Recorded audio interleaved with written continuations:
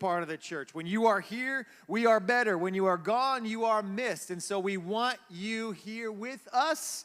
And if you've already been inviting friends, bring them, invite people. Like, let's use Exodus for what it is. So that's our first big thing. Do I have our announcements back there on just in case I'm missing anything? The other big thing, and I'm just going to keep talking about this, is the collective night, October 28th. I met with Damien on Thursday. If you have not marked this date on your calendar, you can get your phone out right now, and you can put in October 28th, and make sure you write collective, and your spell check is going to want to change it every time. I gave him a hard time about that. I was like, you just had to put a K in there to be cool, and in my phone and my computer, everything I want to do wants to change it every time. And so I just got, me and Damien had a long morning meeting just going over this stuff. Here's the deal, guys. You are going to want to use this opportunity to invite your friends to this event. Whoa. Special live. Hey, collective. Oh! Will gets back there. What are we doing, Will? We're out of control back there. Say, I don't want to do it because I'm going to talk about this like almost every week until we get to October 28th. Your big thing right now is, first of all, being like, okay, I need to be there that night. And your second thing is I need to be praying about who I'm going to be reaching out to and inviting to be a part with this. We fully expect, and I'm not joking just because Damien and I are putting together a plan of other churches, other sports teams, other schools of who we are going to be reaching out and inviting to. Like, we honestly plan on about 500 people be in that gym on that night. This is going to be a community thing. Your friends are going to know about this. Other people are going to know about this already. So do not miss your chance. Invite. It's going to be a fun experience, but Damien is preparing what he's going to be teaching on, what he's going to talk about that night. So in all of this very interactive, concert/teaching stuff, there's going to be a very clear part for here's who Christ is and how Christ makes a difference. And so you don't want to miss out on this chance to invite and reach out and allow this to be a really cool way to share Christ with your friends. So that night is going to be awesome. So be a part and don't miss out on your chance to invite people. I want everybody here. Everybody here should be bringing 5, 10, 30 people, whatever you got. You don't know that many people. You have between now and then to meet 30 people. And then, next time I'm at your school, I'll introduce you to 30 new people. I'll bring you into a class. This is Mackenzie. Mackenzie would like to invite you all to her church. Yeah. Shout out to Marius by telling people, hey, my church is a lot better than yours. You should come to it. That's a solid invite, Marius. I appreciate that. I was at Great Valley on Friday. He's like, yeah, this is my pastor. And he's like, oh, I go to church every now and then. He's like, yeah, our youth ministry is better than yours. You should come to ours. I was like, that's one way to invite. So way to go, Marius. Way to represent. I didn't know what to say to that, so I was like, yeah, man, go for it. So whatever you got to do. Hey, it's going to be an awesome time. Focus is tonight. Our address needs to be on there. So where's Rob Cheney at? Rob Cheney. Rob Cheney, will you go back there? Will, we're going to put Rob Cheney's address in right now while we're talking about this. Hey, high school students, tonight we do kick off Focus. Make sure you are part. We are going to start at 6 p.m.? Yeah, 6 p.m. Arrive at 6 p.m. to come, be ready. We'll kind of hang out at the beginning, and then we will jump right into some of our stuff we're studying. Bring your Bible, bring a little notebook, and bring a pen. If you don't have any of those things, just let me know. I will get you one of those, or all 3 of them, if that's what we need to do. High school students, I can't encourage you enough. If just digging deeper into Scripture, going a little more in how do I study God's Word on my own? And also, if you were upstairs during first hour when Pastor Matt was just teaching, we do life together. This is also an opportunity to break into some smaller groups. Girls will break in a little, time with some of the girls. Guys will break into some time with the guys and just share, here's what's going on in my life. How can we be praying together? So Focus is an amazing time for that for our high school students. Mid-school, we may be offering something in the future, but right now I want you guys to really utilize your mornings here. And then high school students, make sure, be a part of Focus. There it is. So take a picture of that. 6 p.m. We will be done. Where are the Grahams at? What time did we tell them we would be done at? We said it's going to be from 6 to 8 or 6 to 7:45. 7:45. 6 to 7:45. So if you have your rides, please don't tell your parents to pick you up at 8:30. Tell them to pick you up 7:45. That'll be plenty of time to do everything we're doing, and it'll be a good time. So 6 to 7:45 tonight. Join us for Focus. That is all that I'm aware of. Do we have any other announcements going on at all? Oh, no? Okay. Oh my gosh. You know, we're about to do bits. We got other people chomping it. What's happening? You can do bits if you want. Do you have a joke? Yeah. Oh, hey! Let's give it up. Come on. To replace Will, what do you got for us today, sir?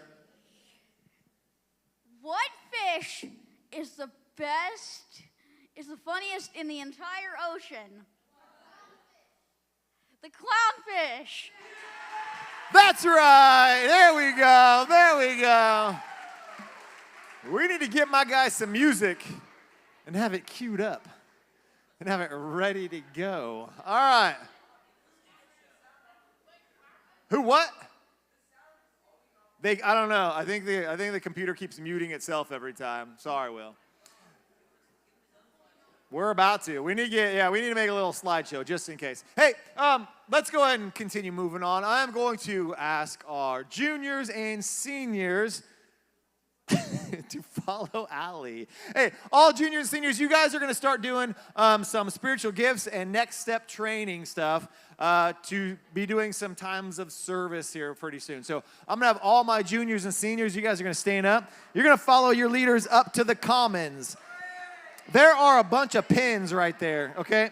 Your books are upstairs on the table, and Stephanie will get you guys going from there, and I will be up there here in a minute. So I'm going to have all my juniors and seniors head on out. Uh-oh. All right, you good back there? All right, Macias is flying solo back there. He's good to go. He's good to go. All my juniors and seniors head on upstairs.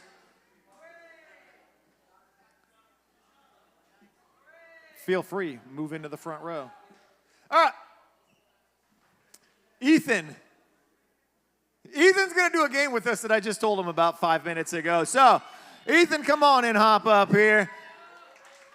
It felt like it was a little early for this game, but I heard like some of our young ladies were already like, ooh, I have to go get a pumpkin spice latte. And it's like last week, it was like 100 degrees, and I'm like, we're not ready for that. And they're like, they're already serving. I gotta get all in. So, Ethan, our game today is a little pumpkin spice trivia. So, we're gonna try this out. Do we have any points? Who got points last week? 6th grade boys got 5. Oh, that's right. Colin and Ethan, they're doing the simple points. So I'm going to let Ethan, Colin, do you want to run this game?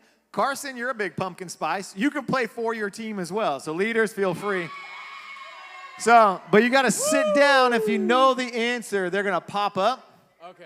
And then you got to call on them. If they say at all, tell them to sit right down. All right, because I don't want this. I need leaders' and help. Ethan's got to read off the whole question and the answers before you stand up. All right, you ready? I guess. Go for it. I'm Go going to for need it, sir. leaders' help because there's a ton of arguing when it comes to this game. But it's all right. All right. Macias, the first question is, did the pumpkin spice latte always have pumpkin flavoring in it? Yes or no? Race. No, it was Martine. Oh, Braden? Who? I saw Race first. I'm just saying. I saw Race, but it's all right. This is why I have you do it. I got tired All of right, being Race, you guys get 1 point for that. Not for that board. But anyways, next question. Good job, Race. What year did start... Nope. Here we go. Which spice was not in the original pumpkin spice blend? Was it... I didn't read the answers. How do they know what the answers are? I didn't say them. Cinnamon, nutmeg, clove, allspice. I don't know. Right here? Steffens. Allspice. That is correct. Allspice. 2 points for freshmen. In what year do we find the earliest known reference to pumpkin spice? You guys, You gotta read I the gotta question. say the You gotta read the answers, question. dog. 1675, 1874, 1973, or 1992. Oh, did not finish the question. Over there, Chloe.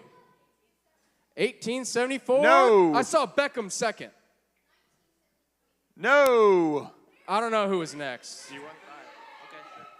I don't know who next. Martine, what is it? No. What about over here? Yeah. That's right. First try. All right. You stand up before it's red. Your team's disqualified for that round. Yeah. So if you stand up, you cannot answer it. Your whole team cannot answer it, all right? So is that 2, 1, and then who's the other person that got a point? Over here? All right. Where did the name pumpkin spice come from? 6th grade boys cannot answer. All right, never mind. The Spice Girls, dried pumpkin seeds, the spices in pumpkin pie, or the color of spices? I don't know. I think it's brie. Pie spices of pumpkin pie? Yeah. Correct. All right. That's 2, 1, 1. I feel like I'm missing somewhere else. Oh, same team? 2. What day of the year does Starbucks sell the most pumpkin spice lattes? Is it September 1st? Freshman guys disqualified. Oh. September 1st, November 1st, October 1st, or October 31st? I don't know. Was it right? Everett? October 1st? No. Right back here. November 1st. No. I don't know who next. Back there. October. Correct. Hey! Is that sophomores? Sophomores on the boys on the board. How many pumpkin spice lattes does Starbucks sell every year? 7 million, 16 million, 20 million, or 32 million? Jackson? 20. Correct. Freshman guys in the lead by 1. What company do we credit for starting the pumpkin spice craze we know today? Dunkin' Donuts, Starbucks, Peet's Coffee, or Krispy Kreme? It might have been back here. They're saying back there, Mr. English. Krispy Kreme. No. It was Luke. Starbucks. Correct. Hey! Up by 2. All right. What year did Starbucks introduce the pumpkin spice latte? 1989, 1999, 2003, or 2009? All out. What? What, Macias? They all jumped up before you. I don't know. All of them. The boys need to sit down. Marius he's the only one. Marius, what is the answer? 2009? No. Over here, what's the answer? 2003? Correct. Correct. Is that sophomore girls? Si, 3, senor. 4 for the lead. How many grams of sugar are in one large pumpkin spice latte? 28, 54, 116, or 125?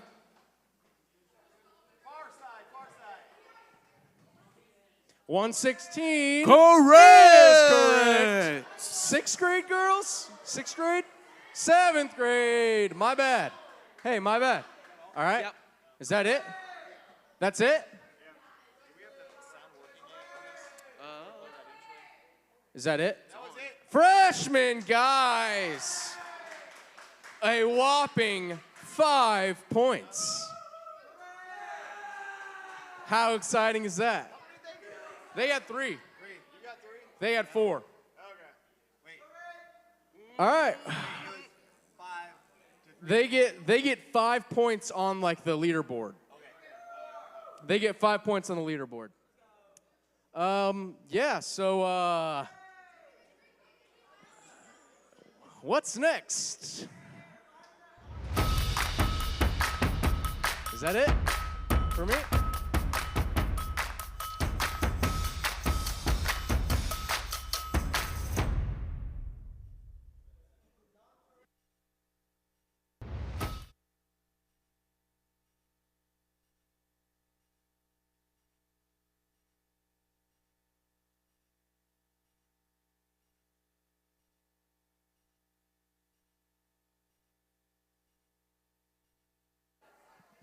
I'm using this one. 1 second. We're having a little technical difficulty back here. I think Will sabotaged us before he left. He just pushes all the buttons. We don't know how to get.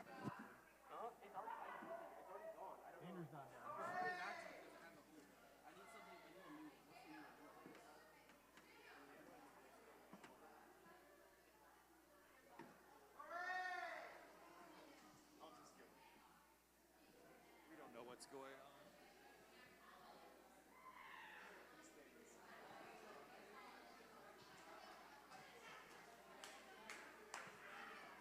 Sorry. We need Andrew or Will down here. The computer sometimes gets a little tricky. Hey, good morning, everybody. Good morning, good morning, good morning. Don't worry about the splice part. I think as long as you follow this screen, we're going to be okay, because I'm pretty sure all the verses and stuff will show up on that. There is a game coming up on our side screens. It's from like 3 weeks ago, and we have no idea why. It's not on our slides. It's nowhere. So don't pay attention to that. Just follow this. Whoa, that. Okay. Do what? We might have to, yeah. Well, it doesn't matter. They could just stay on. As long as nothing pops up, like when we go to the next slide, hopefully a game doesn't start playing or anything on it, but we'll see. How many of you guys have at least one sibling, at least one brother or sister? Just raise your hand. At least one brother or sister. Okay. Okay. Good, good, good, good. So a lot of what we're going to be talking about today will make sense. When you see, I want to see if you guys can finish this. I want to see if this is like if we know what this is talking about. There is blank thicker than water. What is the saying that goes before that part? Does anybody? Blood. Blood is thicker than water. That saying, what does that saying mean? Family is important. That's exactly what it means. 1 point, sophomore girls. 1 point, sophomore girls. All right. That is a solid Fast and Furious shout out, Martine. Thank you. All right. Not worth a point, though. Good try, though. Good try. Half a point. Half a point for the Fast and Furious. A little Don Toretto shout out. All right. Blood is thicker than water. So over the next few weeks, we're going to be talking about the importance of family and what that looks like. Now, I want you to think about your family right now. I know everybody's family is a little bit different. They all have your different situations. Households are different. But I want you to think about your family right now. And how many of you, when you just think about your family, you think about how you interact, you think about your siblings, you think about, your guardians, parents, whoever you're living with. When you think about them, how many of you would be like, like from the outside, if someone were just to come visit my family and didn't know us, or they were just to like watch, from the outside, how many of you would be like, I bet people think my family's really weird. Like people would think my family's like kind of crazy. Anybody, like raise your hand if you're like, Chloe, I know your family and I think it's crazy. It's awesome, but it's crazy. All right. All right. There are little things, all right? All of us have our families. We all have weird things that take place, weird traditions that take place, all sorts of stuff within our families. But there's one thing that takes place with our families. It's such a funny thing when you think about the relationships within your family.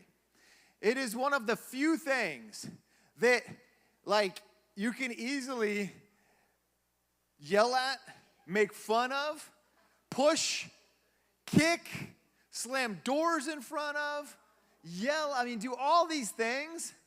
And then immediately, if someone else like were to do anything with them, boys. And if someone else were to do that exact same thing, you would turn around and then defend that person that you just got done yelling at or slamming a door on or making fun of. You can tease that person, you can mess with them, and it may be a parent, it may be like your grandparent, it may be your brother, sister, whatever it is. You can have all these things to say, but if someone else turns around and says it, you're like, whoa, not so fast. And I still I was always trying to hang out with my older brother. My brother was about 5.5 years older than me. And I was always like around him. And I still remember him like making fun of me and doing stuff and like, you're such an idiot. And then one of his friends were like, seriously, man, why are you such an idiot? And then he'd be like, whoa, hey. It's my idiot. Like not your, like he's my idiot. I'm like, yeah, I'm his idiot, because I just wanted to hang out. I was like, that's right, I'm his idiot, not your idiot. And I just like, to me, that sounded like a compliment. Like, yeah, I'm my brother's idiot. And so it's one of those funny things, right? It's a funny thing where you still, no matter what, that's still your family. And for the most part, it's like, hey, I can say those things, but not you. I can feel that way, but not you can feel that way. Even within your own family, like maybe like you were really mad and then or you watch your brother or your sister get in a fight with your parents, and then they're like, oh man, they're being so, and they say something mean, you're like, hey, that's my mom. You know, like it's not their mom. Like, hey, that's my dad you're talking about. Well, it's my dad too. You don't say those things. Like you get mad, like maybe your sibling for getting mad at them. It's just the weird relationships within our family, because there's something a part of us. It's like we have this bond, this thing, and we are family. And that's where this whole saying, like, blood is thicker than water. And so when we're saying family, and when he's talking about blood, he's not talking about, like, you're actual because you're blood related or anything. All of our families can look a lot different.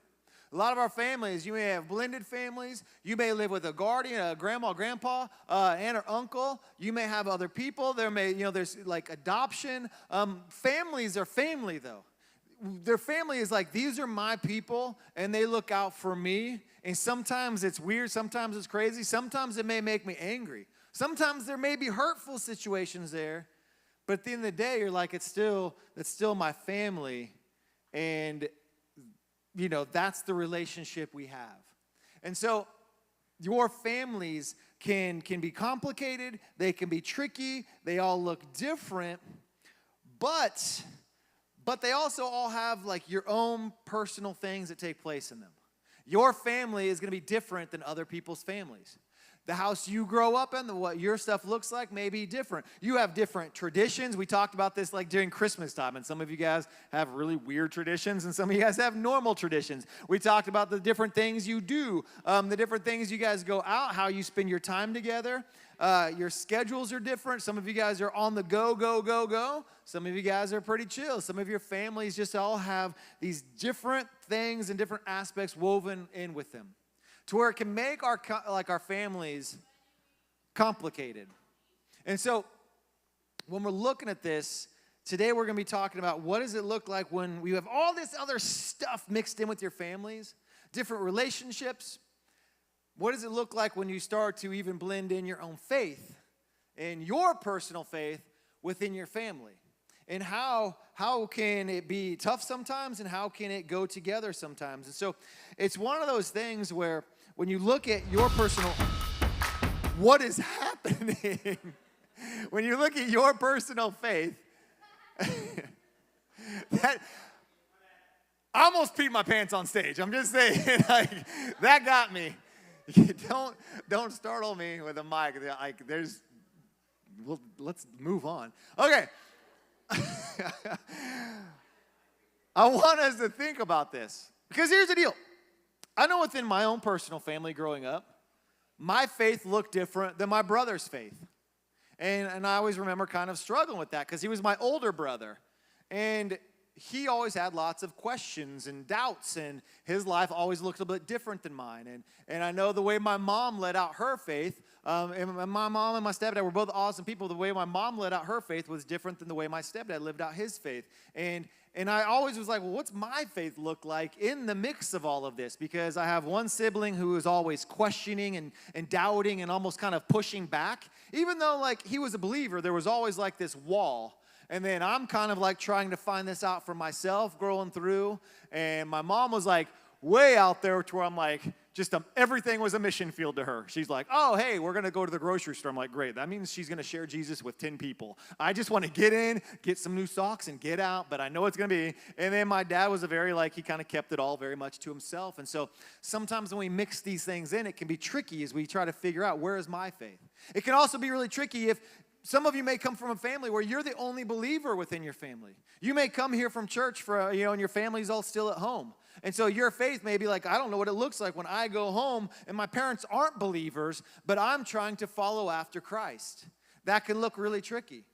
And sometimes it can be a thing where your parents are looking at you going, is your faith growing at all? Where are you at with that? And it can be hard. It's tricky for parents. It's tricky for students.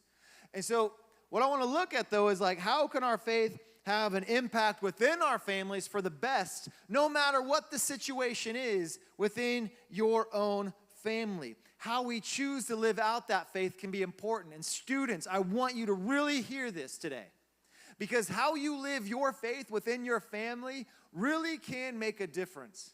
How you choose to show Christ within your life, in your family. Even if you think, well, my family all seems to be perfect and like they're all on fire for Jesus, and I don't know, like my life's not going to look anything different by the way I act. But you don't know how your own faith, when you're living it out for Christ, can be a positive challenge in your own household. We have had so many parents and families start coming to church because they saw a difference in their student's life. They saw a teenager start reading scripture and getting in the Bible and going through things. So they're like, I was challenged by that, so I wanted to start coming to this church where I saw my kid's life be challenged. On the flip side, I've also seen parents get up and say, hey, I know you have my kids share their testimony. I don't go to church, but I know my kid is, and they're doing this. I'm just telling you, the way they live at home shows nothing of Jesus. And so it just shows me that this isn't real in their life, and so I'm not going to come to your church because I see how my kid acts everywhere else outside of church. And so I've had parents and families that don't go to church stay away from their churches because their students were coming here and then acting in a complete different way. I've had parents, and it wasn't at this church, it was years ago at a different place, say, my kid sat there and cussed me out and then came up and led worship for your church. Why would I ever go? And so we have all of these weird situations and complications where it's like, how does my faith mix in? And I want to encourage you to say the way you live out your faith matters in your own family, regardless of what it looks like. You can be a difference and a challenge. And so, and challenge other people in their faith the way you live it out. We see how Jesus called us to treat other people. We know how Jesus called us to act and interact with other people when we put other people first in our life. Sometimes our families are the hardest people to put first, though. Sometimes they're the hardest to serve.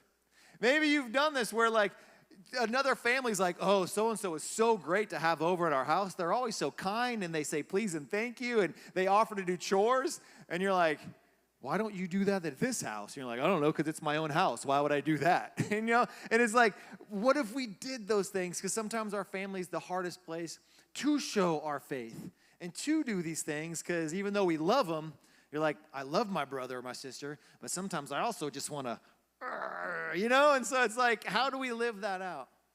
And so Jesus shares with us, and it's a familiar story, guys, found in the book of John, where we have the disciples, because this would have been Jesus' closest group of people. He called them his brothers. He called them his family, his children at times. And he's like, this is my family. You are my people. This was his closest group of people. And we see this very amazing illustration, a story where right before the Passover festival, they come together. And we look at this in John 13. It says, Jesus knew that the hour had come for him to leave this world and go to the Father. So this is a little bit before he was going to be arrested and crucified, having loved his own who were in the world, and he loved them to the end. And so he's just sharing this moment that he's sitting down with them, having this meal, and with the people that he loves the most. And we see this really cool story of Jesus begins washing their feet. And so it goes on. He says, Jesus knew that the Father put all things under his power and that he'd come from God and was returning to God. So he got up from the meal, took off his outer clothing, just this kind of part of the robe here. And then around his waist, and after that he poured water into a basin, a little bowl, and he began to wash his disciples' feet and drying them with the towel that was wrapped around him. And so he takes this moment, and I know this sounds really weird to us right now, like gross. Could you imagine you're over at someone's house and they're like, hi, and they just start washing your feet, and you're like, dude, what are you doing? Get away from me. But this one is a common thing in that area, because they didn't have socks and normal shoes, so their feet would be dirty, so they would take off it, and they'd often have a servant or someone, that served in the house would wash the people's feet to make sure they were clean before they ate and before they did things. But Jesus decides, I'm going to do this for you, even though it's not my role to serve and do this to you, because Jesus was the leader, the rabbi, the teacher, and he was Jesus. He's like, but I want to show you that no one's above serving one another and loving one another. And so they have this amazing moment there, and he goes on, he says, this is a new command I give you, to love one another as I have loved you, so that you must love one another. By this, and I want you to catch this part, by this everyone will know that you are my disciples if you love one another. If you choose to love other people, if you choose to love and serve people in this way, people are going to know that you are following after me. If you choose to love in a way that doesn't look normal, people are going to know in your faith, and they're going to see that in your life. And so I love the fact that Jesus does something for this group of people that was beyond the norm, that was outside of his normal area and what he was supposed to do, but he showed that kind of love to them. And I think sometimes when we look at our families and we're like, sometimes my family is the hardest people to love. Sometimes, I don't think about serving my parents because they're supposed to do that stuff for me. So I don't care about what my brother or sister are doing. Why would I look out for them? Why would I go beyond for them? And Jesus said, look, when you choose to live out your faith, when you choose to put even your own family members before yourself and choose to love them, we see some amazing things happen. And so when we look at love, I want to do something real quick before we go to our small groups. I want you to kind of be challenged by this and think about this. So 1 Corinthians 13 talks about love, okay? So what is he talking about? He's like, I want you to love people in this way. Here's your new command. I want you to love. I want you to serve them. And so he says, love is patient, love is kind, love is not envy, it is not boast, it is not proud, it does not dishonor others, it is not self-seeking, it is not easily angered, it keeps no wrong record of wrongs. I want you to think about that list right there. How hard is that for you to do to people in your family? How hard is it to be patient to your family? Just leave this up here. I have other slides, but just leave this first. How hard is it to be patient? How many of you struggle with being patient to people in your family? To your brothers, your sisters, your parents, leaders, to your children, to your husbands or your wives? This can be difficult, to be patient with people. How hard is it to be kind to people in your family? It is hard. It can be hard sometimes. Envy, boast, proud, let's go on to self-seeking, to look out for yourself and not worry about other people, to no, that's yours. If there's hey guys, pick up after dinner. Nope. That crumb right there, that's not my crumb. I picked up this stuff. That's theirs. They ate that. That's not my fork. It's not my fork. That's their cup. They have to put it up. We're just looking out for ourselves. Self-seeking. How hard is it not to get angry in your family? Anybody struggle with anger within your family? This is a tough one. To keep no record of wrongdoing. That's a hard one. That's a hard one for husbands and wives.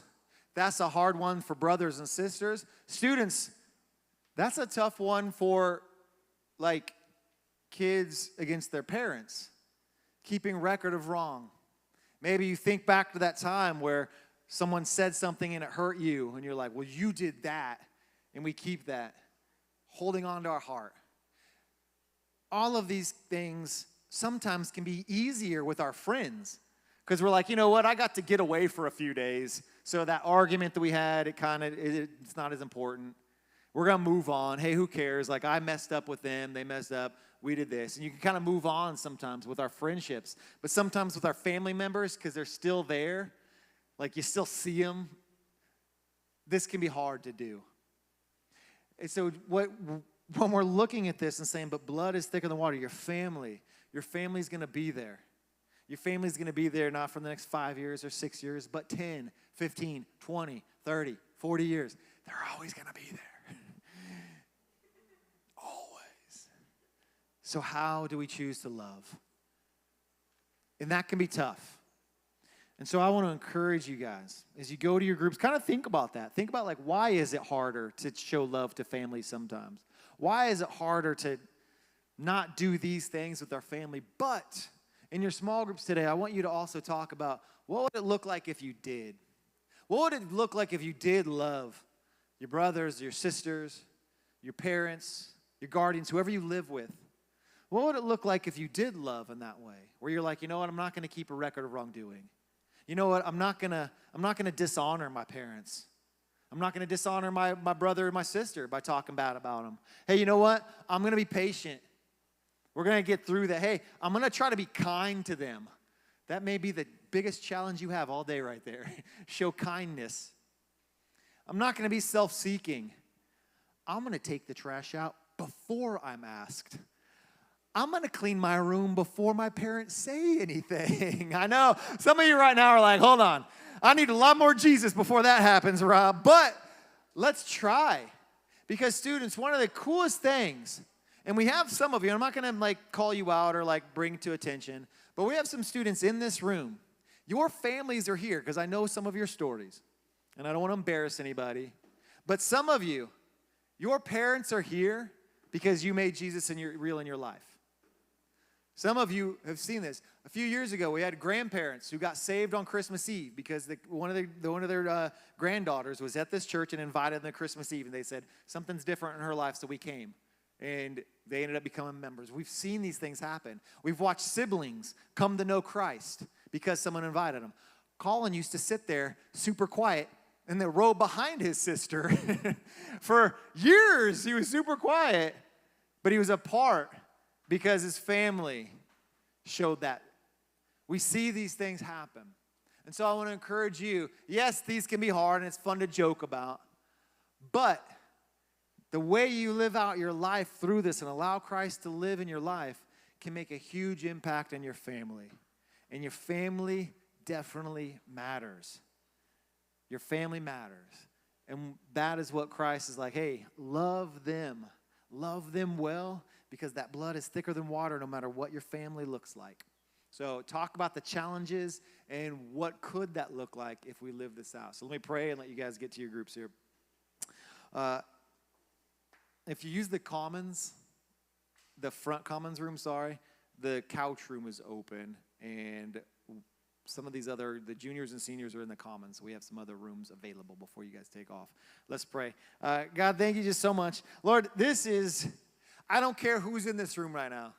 God, it is a challenge to love and to always show that same sort of love in our families. Sometimes it's the people that get the ugliest side of us, that get the worst side of us, and it's tough. And sometimes we've been treated ugly by people in our family, and it's hard. But you called us to love. And so, God, I'm thank you for this, and I pray that we can apply these things to those that are closest in our lives and try to do the best that we can to live out because you've shown us love. And I pray that we can show that same sort of love to other people, even when it's hard, even our families, that it can be tricky to do sometimes. Amen. All right. You guys are all dismissed. Go have a good morning.